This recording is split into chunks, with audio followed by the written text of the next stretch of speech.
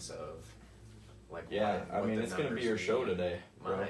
Yeah. Well, you're going to have to tell some stories and I stuff mean, like that too. Oh, I'll tell jeez. some stories. No, that's popping Rachel up. Schreiner. It might be Nope. somebody else. Oh. Are we live? We're live! We are live. All Whoa, right. Imagine that. Welcome. Yeah. Happy Friday. Happy Friday.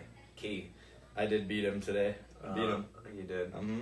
This is 111. This is Conversation Corner 111, #CC. Happy Friday to you guys. Thanks for joining us. If you're watching, we appreciate it. As always, let us know if you have any questions or comments down below. We got a pretty cool topic for you today. It was actually Ryan's idea. I can't take credit for it. Okay. I can say this. It happened to me this last week with Levi, and it obviously happened with some other agents because as I was talking to that specific agent, Rachel Schreiner, I was like, hey, that'd be a good topic to do, and she gave it to me, so we're rolling with it. So shout out to you, Rachel Schreiner. Thank you very much, and you're awesome, and I just like your name because it flows, and it's fun listening on the phone. You just like hearing it when she calls. Rachel Schreiner. It's like some I got British the British accent. on my iPhone, Yeah. so it does that. I mean, it'd be cool if she's watching right now and she called it, because then everybody could hear it, but she probably won't Don't do do that. But anyways, yeah, so today we're talking about, I'm just going to use some rough numbers, and Levi's going to know all these numbers in his head. I'm just joking. But basically the point is this. A lot of us get to the point where we're ready to buy a house, and we get pre-approved, and we're told from the lender, whoever that may be, that, hey, you're approved for this amount. But then you realize that, hey, that's great that I'm approved for $500,000, but I want to live in a $220,000 house, right? Okay, maybe not that high. I'm just throwing out numbers. But basically, my point is this. You get approved for a higher number than what you expected, and you want to stay within a certain realm. And so there's this difference there of sometimes $20,000, $30,000, $40,000, $50,000. And I think a lot of people get scared then when they get told by Levi or the lender that says, hey, per our conversation and per your goals and where you want to be at for a monthly payment, this is what I would advise you to stay under. So what I love about Levi, this is a shout out to Levi. Thanks. I love him. And I love how he gives, hey, per our conversation and our goals. So he's always asking that client where they're comfortable at as far as their monthly payment. And then he approves them for what they can be approved for, but he also notifies them of like, hey, in order to stay in our goal range, this is where we should stay. Which is great for me as a realtor because then I know that, oh, that's great, they've been pre-approved for $225, but they want to stay under, or we need to stay 180, under 180. So that's awesome. So anyways, Levi, tell us, I think a lot of people want to know sometimes in the current situation that I was in this last week, we're out looking at houses and we find a house that they really like, and it's like, let's just say we're going to use rough numbers, but 170 is where they wanted to be. The house is for sale for 175. We know that it's probably going to get multiple offers, so we're willing to go up to 180, 185, whatever that number is. What's kind of that difference for that person for let's talk about two things. Let's talk about the down payment, and then let's talk about the actual monthly payment. Monthly difference. That makes sense? Totally. Okay. Yeah. Take it away. So yeah, great question. Thank you for the shout out. Yeah. He doesn't give himself enough credit. He deserves my enduring love as well. Well, thank you. No. I just wanted you to silence it. Thanks, Allie. Anyway, so in regards to pre-approval, I do like to structure my pre-approvals based around what my client's goals are. It doesn't matter to me what type of a house they buy, whether it's a 50,000, 200, whatever it is. I don't care. I want them to be happy with their monthly mortgage payment and be comfortable when they move in that house. They're not strapped or they're house poor, right? So I try to accomplish their goals financially for their home because I know that this is going to be one of the biggest financial decisions they make of their lives, right? Yeah. So I want to make sure, number one, that they're happy with that decision. So in doing that, Yes, we do pre-approve people. I mean, I've had people I pre-approved up to $1 million, and they wanted to shop only around 300,000 because that was within what their comfortability range was for their property. But I feel it's important for me to allow them to know what their flexibility is. So I tend to run the numbers as high as I can, just so that way they know, okay, hey, we have the wiggle room. And a lot of people like to know as well, like, oh, what's the most I could buy, you know, just out of curiosity. People like to figure that stuff out. So I usually run those numbers. I try to go as high as I can within the guidelines and their eligibility. And then I'll scale it back and say, hey, you know, you could buy a house at this value. However, in order to keep you within your goals for your monthly mortgage payment and your down payment goals, here's where you need to stay, or where you want to start shopping. And then, of course, to let the agent know that as well. That way, they're not showing them too much house and having their client get turned off because they're trying to get them into something that they can't really afford. You know, so that's powerful too. But they know they have the flexibility. This market's pretty crazy. You touched on that. So, you know, if I pre-approve somebody at 200,000, but their comfortability's at 175, and they find a 180 house, they're going to be able to go in there and know, okay, hey, I can do that. It's $5,000 more than what I wanted to pay, but for the right house, it'll make sense. Yeah.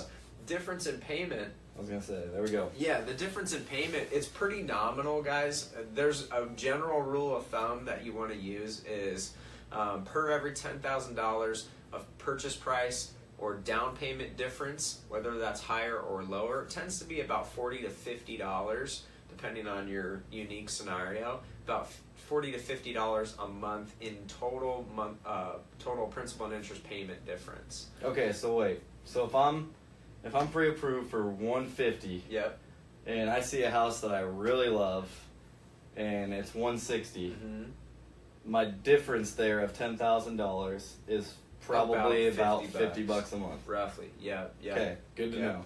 So, you know, you could spend that at Starbucks in a month, easy. So you got to do the math and say, okay, well, listen, I might be able to get much more house, and maybe I just need to cut back on Starbucks this month, you know, or moving forward, because I can get a house that's an extra $10,000, and that'll get me so much more house, even though it's relatively a small amount. That might be able to get you something much better, a whole tier higher in a house too. The other thing we'll look at is property tax rates and stuff like that. And those things might be a wash if you find a house that has a lower tax rate. You know, maybe the purchase price is a little bit higher, but it's got a lower tax rate, so those things kind of wash each other out. So true. So let's talk about taxes then. So in tax rate here in Omaha, what do you know of areas that are usually lower in taxes or higher in taxes, or how does a buyer go about figuring that stuff out? Is it even possible? Well, I mean, yes, it's possible. Omaha is so diverse, the greater Omaha area, in terms of the tax levies. That average tax levy tends to be about 2.5%, but it's on the assessed value, not the purchase price of the property. Certain areas are much higher. Newer neighborhoods specifically are much higher. You know, we've seen some 2.8, 2.9% levy. Yeah, we have. So you know, there's no way to say, oh yes, this neighborhood is that. I mean, I'm sure we could spend all the time to try to figure out what those are and give people those ideas. But the easiest way to figure out what it is straight off the listing or the assessor's website, or even the Zillow or the Realtor.com. They're going to list what the annual tax rates are. It should be pretty close. I've seen a couple scenarios where they're not right or they're off a little bit.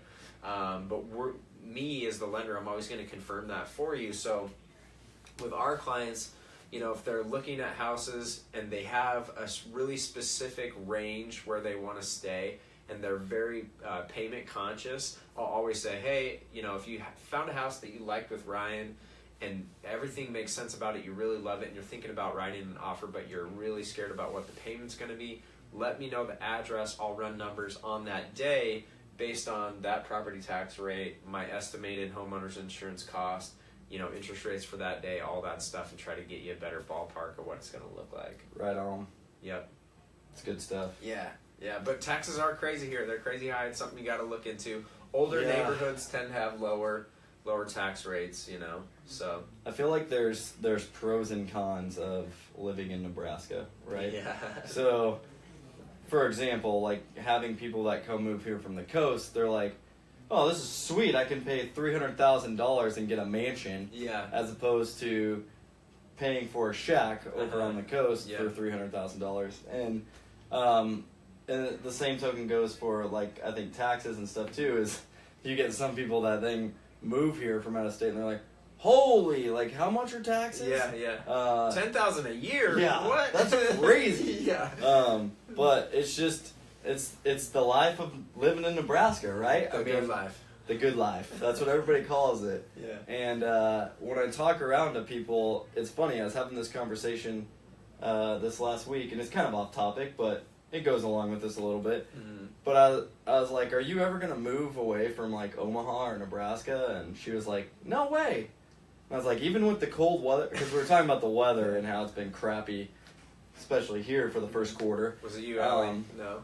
No, it wasn't her. It wasn't Allie. Sounds like me though. And and she was like, "No way, we would never move." And I was like, "Why would you never move?" And she's like, "We actually love the seasons, and we love the people, and we love the taxes and the housing that's available here." And I was like, good to know. Mm-hmm. So I just thought that was interesting, like thinking about it from their perspective as a buyer, and not as my own perspective. Yeah. Sometimes where Yeah. I'm like, man, this is crazy. But Yeah. a lot of people tend to look past that, and they already know that's what to expect. Yeah, so, you kind of have to just know it. So yeah, if you're someone that's out there that's thinking about, maybe you've been approved before, maybe you've never been approved, and you're wondering what your pre-approval would be if you could go out and purchase a house, your purchasing power, like we like to call it. Purchasing power. Yeah, your PP, your purchasing power. If you'd like to know what that is, he is definitely a good resource to use to find that out and to see if you're even capable of buying the house that you want to buy, or if you're just curious to know what are we capable of buying right now in our current situation. And I think there's a lot of people out there that sometimes they're afraid to kind of start that process because they're scared of what the outcome may be or whatever. Yep. I mean, I feel like most of our clients, they're like 3 to 18 months out on average. So there's sometimes where we're like, man, we pre-approved them like months ago. Yeah. You know, and then they come to fruition like 6, 8, 10 months down the road where they're like, okay, I'm ready to buy now. So it's never too early to start. So if that's you and you're just wondering, Let us know. let him know, or let me know, and I'll refer you over to Levi, because he's my boy, and he'll take care of you. And yeah, that's all I got today. I mean, I feel like, The other thing, one more thing to touch on too is just part of the pre-approval process that we'll go through is identifying a lot of programs that are available to our clients. So we look at, what's going to, again, getting back to your goals, what's going to make the most financial sense for your goals, whether your down payment goals, your interest rate goals, your monthly payment goals, which is going to be the best program for you based around all of those things. So I build out a total cost analysis for all my clients, really cool visual presentations so that they can compare side by side all these different products, and they can say, oh, okay, this makes sense. Yes, this is the one that's going to give me the lower down payment, or this is the one that's going to give me the lower monthly payment. Sometimes, you'll have a scenario where a buyer wants to be 120, but they can put 20% down and they want an $800 a month payment. So that actually, in that scenario, they might be able to look up to $150,000 because if they're putting 20% down, that's going to give them a payment that's reflective of $125,000 purchase price with 3% down or 3.5% down or whatever. So it's important to examine all those things too. Amen to that. That's why he is the mortgage numbers guy. He knows all this good stuff. Did you realize too that we're all wearing Sperry's today? Mine aren't as nice as yours. These have had some mileage on them, but I just noticed the warm weather guys. Especially me. We're taking full advantage. We are. Allie's got Sperry's on too, so we're just. Yep. It's in the room. Yeah. It's in our inner circle. But anyways, Happy Friday, Happy everyone. Friday. Enjoy the nice weather. Are there any questions that anybody's put? Unbelievable. Every time. Every time, man. We don't care. We love you guys anyway. If you have questions, comment below. Yep. We'll be sure to get back to you. Have a great weekend. We'll talk to you next week.